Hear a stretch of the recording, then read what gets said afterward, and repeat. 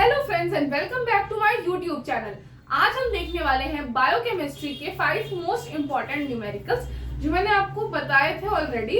उसमें से हम आज कुछ 5 डिस्कस करेंगे। द फर्स्ट इज कि अगर आपको एडेनिन का अमाउंट दिया है, सपोज इट इज 30% और आपको थाइमिन, गुआनिन और साइटोसिन की वैल्यू निकालनी है, तो आप सिंपली यहाँ पे चारगाफ रूल यूज करते हो, जिसके according the amount of adenine is equal to thymine and guanine is equal to cytosine. अब अगर एडेनिन 30% है तो थाइमिन भी कितना हो गया 30%। सबसे पहले थाइमिन निकालना तो बहुत ही इजी था। अब क्या होगा, इन सब बेसिस का जो सम होता है दैट इज 100%। यही चारों मिलके आपका डीएनए बनाती है।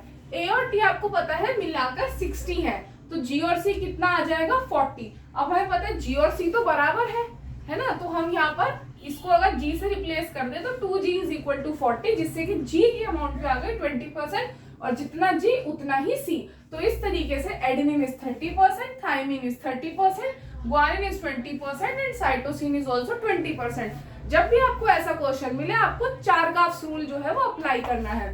सेकेंड इज, अगर आपको जैसे यहाँ पर दिया है V max is equal to 3V0 and calculate the substrate concentration, ऐसे क्वेश्चन में आपको अप्लाई करनी है Michaelis Menten equation which says V0 is equal to V max into S upon Km plus S। तो अगर आप यहाँ पे V max की जगह 3V0 रखोगे, आप देखोगे कि Km plus S is equal to 3S आ गया। अगर हम S को इधर ले जाए, Km is equal to 2S, जहाँ हम सबस्ट्रेट की वैल्यू निकाल सकते हैं Km/2। तो ऐसे अगर क्वेश्चंस आते हैं तो आप माइकलिस मेंटन इक्वेशन को यूज कर सकते हो। अब हम देखेंगे फर्दर और टाइप के न्यूमेरिकल्स। तो जो हमारा तीसरा न्यूमेरिकल है that is isoelectric point.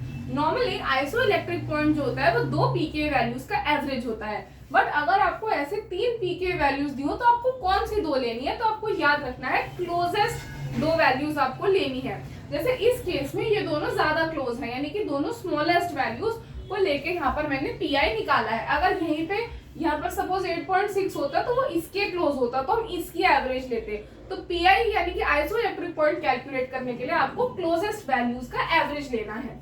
Next चीज, अगर आपको ऐसे दिया हो कि 55 किलो डाल्टन का प्रोटीन है, now calculate the number of amino acids. इसमें आपको अमाइनो एसिड्स का नंबर कैलकुलेट करना है। So you have to remember एक अमाइनो एसिड का जो वेट होता है वो 110 डाल्टन होता है। तो प्रोटीन का वेट कैसे निकलेगा 110 into n, मतलब जितने भी अमाइनो एसिड दिए हो। तो इससे सीधा सीधा ऐसे भी पूछ सकते हैं, सपोज कि 10 अमाइनो एसिड्स है तो प्रोटीन का क्या वेट होगा, तो simply 110 into 10 that will be your weight, that is 1100 Dalton.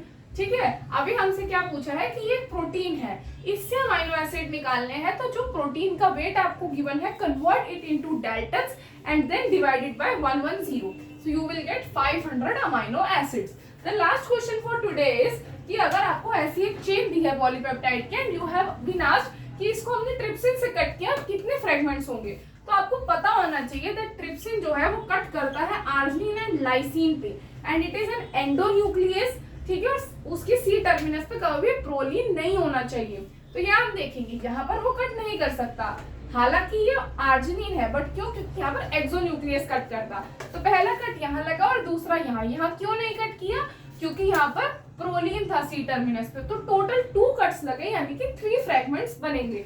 तो ये था हमारा part 1 for the most important 5 numericals from biochemistry. Rest 5 we will cover in part 2. I hope you liked our video. Please do subscribe to our channel and follow for more such videos.